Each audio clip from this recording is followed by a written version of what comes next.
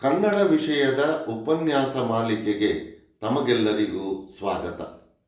ಇಂದಿನ ತರಗತಿಯಲ್ಲಿ ನಾವು ಪ್ರಬಂಧದ ವಿಷಯವಾಗಿ ಜನಪದ ಸಾಹಿತ್ಯ ಎಂಬ ವಿಷಯವನ್ನು ಕುರಿತು ಈ ತರಗತಿಯಲ್ಲಿ ನಾವು ತಿಳಿದುಕೊಳ್ಳೋಣ.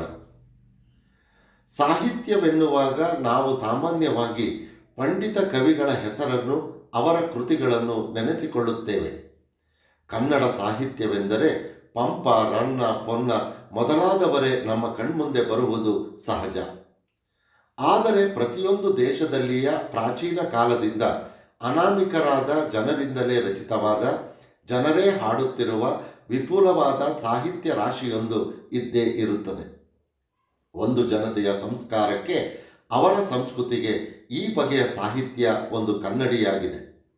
ಇಂತಹ ಸಾಹಿತ್ಯವನ್ನು ನಾವು ಜನಪದ ಸಾಹಿತ್ಯವೆಂದು ಕರೆಯಬಹುದು.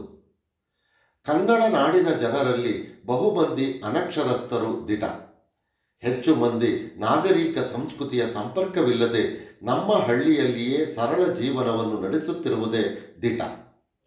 ಆದರೆ ಸಾವಿರಾರು ವರ್ಷಗಳಿಂದಲೂ ನಮ್ಮ ಜನತೆಯಲ್ಲಿ ಪುರಾಣ ಶ್ರವಣ, ಹರಿಕತೆ, ಶಿವಕತೆ ಮೊದಲಾದವುಗಳ ಮೂಲಕ ಧರ್ಮ, ನೀತಿ, ಸಹೃದಯತೆ ಮೊದಲಾದ ಗುಣಗಳು ಹರಡಿವೆ. ಭಾರತ ಸಂಸ್ಕೃತಿಯಾನುಸಾರ ನಿರಾಡಂಬರ ರೂಪದಲ್ಲಿ ಜನರ ದಿನ ಹಗಲಿನ ಬೀಡಿನಲ್ಲಿ ಮೂಡಿದೆ. ಕನ್ನಡಿಗರು ಅನಕ್ಷರಸ್ಥರಾದರೂ ಸುಸಂಸ್ಕೃತರು ಎಂದು ಕರೆಯಲು ಅನುಮಾನ ಪಡಬೇಕಾದುದಿಲ್ಲ. ಇದರ ಫಲವಾಗಿ ಈ ಅನಕ್ಷರಸ್ಥ ಸಮಾಜದಿಂದಲೂ ಸಾಹಿತ್ಯದ ಹೊಳೆ ಹುಟ್ಟಿ ಹರಿದಿದೆ. ಅಂತಹ ಸಾಹಿತ್ಯದ ಹೊಳೆಯ ಮೂಲ ಎಲ್ಲ ನದಿಗಳ ಮೂಲದಂತೆಯೇ ಗೋಪ್ಯವಾದುದು. ಆದರೆ ಆ ಸಾಹಿತ್ಯ ವಾಹಿನಿಯಲ್ಲಿ ಬಿಂದು ತಮ್ಮ ದಾಹವನ್ನು ಶಾಂತ ಮಾಡಿಕೊಳ್ಳದ ಕನ್ನಡಿಗನೇ ಇಲ್ಲ. ಆಗೋ ನೋಡಿ, ಆ ದನ ಕಾಯುವ ಹುಡುಗ ಎಷ್ಟು ಆನಂದವಾಗಿ ಹಾಡುತ್ತಿದ್ದಾನೆ. ನಿಸರ್ಗವೇ ಅವನ ಹಾಡನ್ನು ಕಿವಿಗೊಟ್ಟು ಕೇಳುತ್ತಿದೆ. ಬೆಳಗಿನ ಜಾವ ರಾಗಿ ಬೀಸುವಾಗ ಆ ಬೀಸುಕಲ್ಲಿನ ತಾಳಕ್ಕೆ ಸರಿಯಾಗಿ ದನಿ ಕೊಟ್ಟು ನಮ್ಮ ಹಳ್ಳಿಯ ಹುಡುಗಿಯರು ಹಾಡುತ್ತಿರುವ ಪದಗಳು ಯಾವ ಸಾಹಿತ್ಯಕ್ಕೆ ಕಡಿಮೆ? ಹುಣ್ಣಿಮೆಯ ಚಂದ್ರನ ಬೆಳಕಿನಿಂದ ಪ್ರಭಾವಿತರಾದ ಯುವಕರು ಆಡುತ್ತಿರುವ ಕೋಲಾಟ, ಅದರ ಪದಗಳನ್ನು ಕೇಳುತ್ತಾ ಕುಳಿತರೆ ಯಾವ ಉದ್ಧಾಮ ಕವಿಯಾದರೂ ಸೈಗೊಡಬೇಕಾಗುವುದು. ಮಗುವನ್ನು ತೊಟ್ಟಿಲಲ್ಲಿ ಬಿಟ್ಟು ಪ್ರೇಮದಿಂದ, ವಾತ್ಸಲ್ಯದಿಂದ, ಗರ್ವದಿಂದ ಜೋಗುಳ ಹಾಡುತ್ತಿರುವ ತಾಯಿಯನ್ನು ನೋಡಿ. ಹಾಗೆಯೇ ನಮ್ಮೂರಿನ ಭಾಗವತರು ತಯಾರಿಸಿದ ಬಯಲಾಟಗಳು, ನೃತ್ಯ, ಅಭಿನಯ, ಹಾಡುಗಾರಿಕೆ, ವಾದ್ಯ, ಸಮ್ಮೇಳನ ಎಲ್ಲವುಗಳಿದ್ದಲೂ ಜನರನ್ನು ಮುಗ್ಧರನ್ನಾಗಿ ಮಾಡುವುದಿಲ್ಲವೇ? ರಾತ್ರಿ 10 ಗಂಟೆಯಿಂದ ಮರುದಿನ ಮುಂಜಾನೆಯವರೆಗೂ ತಮ್ಮ ಸ್ಥಳವನ್ನು ಬಿಟ್ಟು ಕದಲದೆ ನೋಡುತ್ತಿರುವ ರಸಿಕರ ಹೃದಯ, ಆಡುತ್ತಿರುವ ನಟರ ಹೃದಯ, ಹಾಡುತ್ತಿರುವ ಭಾಗವತರ ಮೇಳಗಾನ, ಇವು ಯಾವ ಕವಿಯ ರಸಿಕತೆಗೂ ಭಾವನಾ ಪರಮಾವತೆಗೂ ಕಡಿಮೆ ಇಲ್ಲ. ಹೀಗೆ ಕನ್ನಡ ನಾಡಿನ ಜನಪದ ಸಾಹಿತ್ಯ ಬಗೆ ಬಗೆಯ ರೂಪದಲ್ಲಿ ಹೊರಹೊಮ್ಮಿದೆ. ಹೀಗೆ ಕಥೆ, ನೀಳ್ಗತೆ, ಬಯಲಾಟ, ಕುಟ್ಟುವ ಹಾಡು, ಜೋಗುಳದ ಹಾಡು, ಬೀಸುವ ಹಾಡು, ಗರಗಸದ ಹಾಡು ಇತ್ಯಾದಿಯಾಗಿ ಸಾವಿರಾರು ರೂಪದಲ್ಲಿ ಈ ಸಾಹಿತ್ಯ ಹೊರಹೊಮ್ಮುತ್ತಿದೆ. ಇಂದು ಈ ಸಾಹಿತ್ಯ ರಾಶಿ ಎಷ್ಟೊಂದಿದೆ ಎಂದು ಹೇಳುವುದು ಕಷ್ಟ. ಪಾಮರ ರಚಿತವಾದ ಈ ಸಾಹಿತ್ಯ ಇದುವರೆಗೂ ಪಂಡಿತರ ಗೌರವವನ್ನು ಪಡೆಯುತ್ತಿರಲಿಲ್ಲ. ಈಗ ತಾನೇ ಪಂಡಿತರು ಎಚ್ಚೆತ್ತು ಜನತೆಯ ಹೃದಯದಲ್ಲಿಯೂ ಕಾವ್ಯ ಹುದುಗಿದೆ. ಸಮಯಾನುಸಾರ ತಿಳಿಯಾದ ಸಿಹಿ ನೀರಿನ ಬುಗ್ಗೆಯಂತೆ ಹೊರಹೊಮ್ಮುತ್ತಿದೆ ಎಂಬುದನ್ನು ತಿಳಿಯುತ್ತಿದ್ದಾರೆ. ಅಂತೆಯೇ ಜನಪದ ಸಾಹಿತ್ಯವನ್ನು ಶೇಖರಿಸಿ, ಸಂಪಾದಿಸಿ ಮುದ್ರಿಸುತ್ತಿದ್ದಾರೆ. ಒಂದು ಮಾತು, ಪಂಡಿತರ ಮೆಚ್ಚುಗೆಯನ್ನು ಪಡೆಯದೆ ಬಿಡಲಿ. ನಮ್ಮ ಜನರ ಹೃದಯವನ್ನು ವಿಕಸಿಸಿ ಅವರನ್ನು ಸುಸಂಸ್ಕೃತರನ್ನಾಗಿ ಉಳಿಸುವ ಕಾರ್ಯದಲ್ಲಿ ಜನಪದ ಸಾಹಿತ್ಯ ಅಮೂಲ್ಯವಾದ ಸೇವೆಯನ್ನು ಸಲ್ಲಿಸಿದೆ ಎನ್ನಬಹುದು. ಪದ್ಯಗಳು ಕೇವಲ ಶ್ರುತಿಯಂತೆ ಬಾಯಿಂದ ಬಾಯಿಗೆ ನಡೆದು ಬಂದವುಗಳು. ಈಚೀಚೆಗೆ ಇವುಗಳನ್ನು ಸಂಗ್ರಹಿಸಿ ಮುದ್ರಿಸುವ ಪ್ರಯತ್ನಗಳು ಅಲ್ಲಲ್ಲಿ ನಡೆದಿವೆ. ಇವುಗಳಲ್ಲಿ ಹೆಚ್ಚು ಉತ್ಸಾಹಗಳಿವೆ. ನಿಜವಾದ ಜೀವನ ವಿಮರ್ಶೆ ಇದೆ.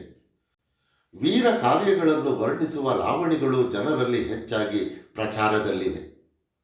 ಹೆಣ್ಣು ಮಕ್ಕಳು ಕಟ್ಟಿದ ಹಾಡುಗಳಲ್ಲಿ ಅವರ ಜೀವನದ ಸುಖ ದುಃಖಗಳ ವರ್ಣನೆಯೇ ಹೆಚ್ಚಾಗಿರುವುದು ಆಶ್ಚರ್ಯವಲ್ಲ.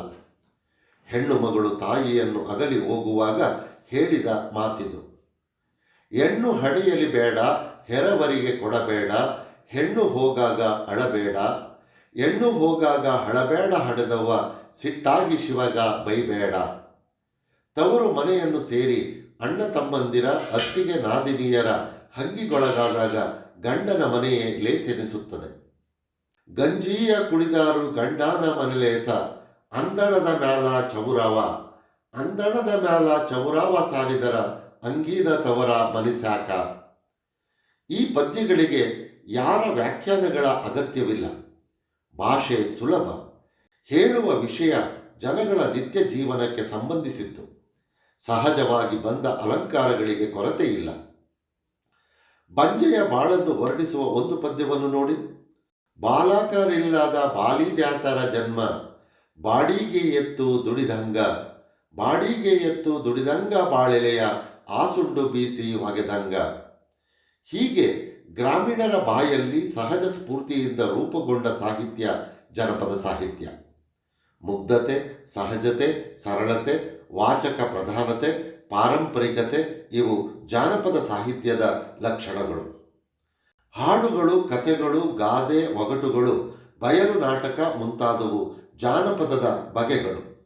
ಜಾನಪದ ಕಲೆ, ಆಟಗಳು ಜಾನಪದ ಸಂಸ್ಕೃತಿಗೆ ಪೂರಕಗಳು. ಜನರನ್ನು ಬದಲಾವಣೆಗೆ, ಹೋರಾಟಕ್ಕೆ ಅಣಿಗೊಳಿಸಬೇಕಾದರೆ ಅವರನ್ನು ಬಡಿದೆಬ್ಬಿಸುವ ಸಾಹಿತ್ಯ ಬರಬೇಕೆನ್ನುವ ವಾದ ನಮಗೆ ಹೊಸದೇನಲ್ಲ. ಆದರೆ ಈ ಬಡಿದೆಬ್ಬಿಸುವ ಕಾವ್ಯ ಹೇಗಿರಬೇಕೆಂಬುದು ನಮ್ಮ ಮುಂದಿರುವ ಸಮಸ್ಯೆಯಾಗಿದೆ. ಬಡವರು, ದಲಿತರು ನಮ್ಮ ನೋವುಗಳನ್ನು ನುಂಗಿಕೊಳ್ಳಲು, ಅರಗಿಸಿಕೊಳ್ಳಲು ಮಾಡಿದ ದನಿಗಳೆಲ್ಲ ಹಾಡಾಗಿ ಜನಪದ ಸಾಹಿತ್ಯ ಸಂಪತ್ತು ಉದಾಹರಣೆ ನಮ್ಮ ಮುಂದೆ ಇದೆ. ಈ ಎಲ್ಲ ಜನಪದ ಸಾಹಿತ್ಯವನ್ನು ಸಂಗ್ರಹಿಸುವುದರೊಂದಿಗೆ ಅದನ್ನು ಸಾಮಾಜಿಕ ಮತ್ತು ಸಾಂಸ್ಕೃತಿಕ ಸಂದರ್ಭದೊಡನೆ ವೈಜ್ಞಾನಿಕ ವಿಶ್ಲೇಷಣೆಗೆ ಒಳಪಡಿಸುವ ಕೆಲಸ ಕೂಡ ವ್ಯಾಪಕವಾಗಿ ಆಗಬೇಕಾಗಿದೆ. ಬೇಡುವ, ಯಾಚಿಸುವ ಸ್ಥಿತಿಗಳಾಗಿ ಕಾಣದ ದೇವರನ್ನು ನೆನಪಿಸಿಕೊಂಡು ಸಂಸ್ಕೃತಿಯಿಂದ ಉಸಿರಾಡುವ ಸಂದರ್ಭಗಳೇ ಸಾಮಾನ್ಯವಾಗಿ ನಮಗೆ ಕಾಣಸಿಗುವ ಜನಪದ ಕತೆ ಕಾವ್ಯದಲ್ಲಿ ಗೋಚರಿಸುತ್ತವೆ. ಸಪ್ತ ಸಮುದ್ರಗಳನ್ನು ದಾಟಿದ ನಂತರ ಸಿಕ್ಕುವ 7 ಸುತ್ತಿನ ಕೋಟೆ, ಅಲ್ಲಿ ಒಬ್ಬಳು ರಾಜಕುಮಾರಿ, ಗಿಣಿಯಾಗಿ ಬರುವ ರಾಜಕುಮಾರ, ಎಲ್ಲವನ್ನೂ ಮೀರಿಸುವ ಅತಿಮಾನವ ಶಕ್ತಿ ಪಡೆದ ಮಾಂತ್ರಿಕ ಇತ್ಯಾದಿ ರೋಮಾಂಚಕ ಕಥೆಗಳು ಶ್ರಮಜೀವಿಗಳ ನೋವಿನಿಂದ ಹುಟ್ಟಿದ ಗುಣಾತ್ಮಕ ಗುಣಗಳು. ಜನಪದ ಸಾಹಿತ್ಯದ ಸಂಗ್ರಹ ವ್ಯಾಪಕವಾಗಿ ಶಾಸ್ತ್ರೀಯವಾಗಿ ಆಗಬೇಕಾಗಿದೆ ಮತ್ತು ಅದರ ಸಾಮಾಜಿಕ ಮತ್ತು ಸಾಂಸ್ಕೃತಿಕ ಸಂದರ್ಭಗಳನ್ನು ಗುರುತಿಸಿ ಆ ಮೂಲಕ ಈಗಾಗಲೇ ಇರುವ ಜಾನಪದ ಧ್ವನಿಗಳನ್ನು ಗುರುತಿಸಬೇಕಾಗಿದೆ. ಜನರೇ ಹಾಡಾಗುವಂಥ, ಹಾಡೇ ಜನರಾಗುವಂಥ ಸಂದರ್ಭವನ್ನು ರೂಪಿಸುವ ಶಕ್ತಿ ಕಾವ್ಯಕ್ಕೆ ಬಂದಾಗ ಮಾತ್ರ ಅವರ ಉದ್ದೇಶ ಸಾರ್ಥಕವಾಗುತ್ತದೆ.